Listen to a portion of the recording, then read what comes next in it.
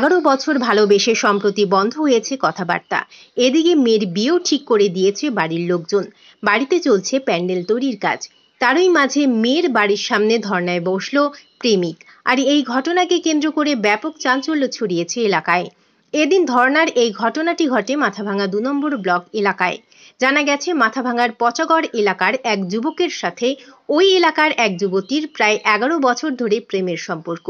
কিন্তু এখন কথা হচ্ছে না দুজনের মধ্যে।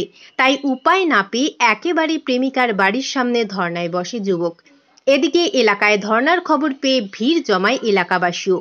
ধর্নায় বসা যুবক জানায় 11 বছর ধরে তাদের প্রেমের সম্পর্ক। মেয়ের বাড়ির লোকজনও জানে সব। এমনকি মেয়ের মায়ের অনুমতি নিয়ে দুজন বহু জায়গায় ঘুরতে গিয়েছে অনেকবার। কিন্তু হঠাৎ করেই মেয়ের সাথে যোগাযোগ বন্ধ হয়ে যায়। শুধু তাই নয়, বাড়ি থেকে মেয়ের বিয়েও ঠিক করে ফেলেছে অন্যত্র।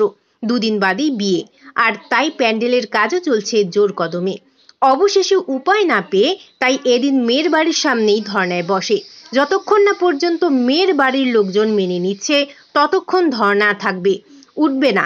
এমনকি মেয়েকে না পেলে আত্মহত্যা করবে বলেও হুঁশিয়ারি দিয়েছে ওই যুবক। 11 বছর রিলেশন, 11 বছর সম্পর্কের ভালোবাসা ফিরে পাওয়ার জন্য। মানে কেন, কি হয়েছে যে 11 বছরের ভালোবাসা ফিরে পেতে চাইছো? আমি জানি না, বাট হট করে সেদিন পরশুদিন শুনলাম যে ওর বাড়ির থেকে নাকি ওদের বিয়ে ঠিক করছে। তার জন্য আমি ওকে বিয়ে করার জন্য এইখানটায় বসছি, 11 বছরের ভালোবাসা ফিরে পাওয়ার জন্য। মানে মেয়ে কি রাজি না?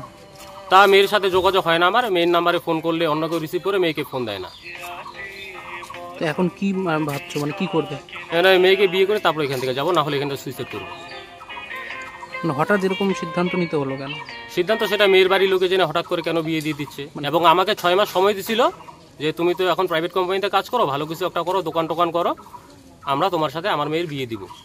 কিন্তু 2 দিন আগে শুনতে পারি হঠাৎ করে ওদের বিয়ে ঠিক হয়েছে। সামনে মঙ্গলবার 29 তারিখে ওদের বিয়ে।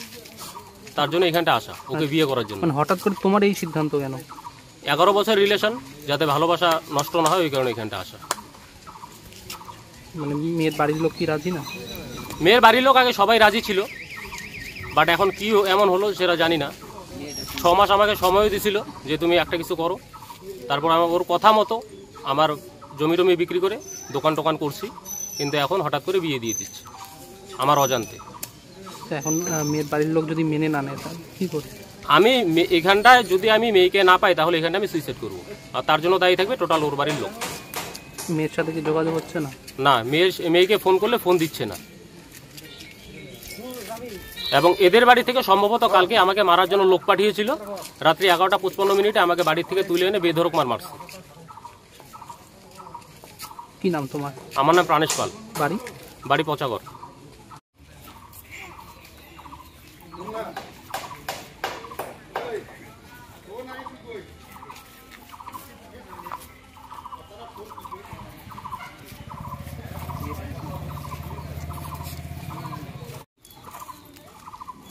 দেখা দেখা কি আছে ওই পাপাই তো দেখা অনেক দেখাইলে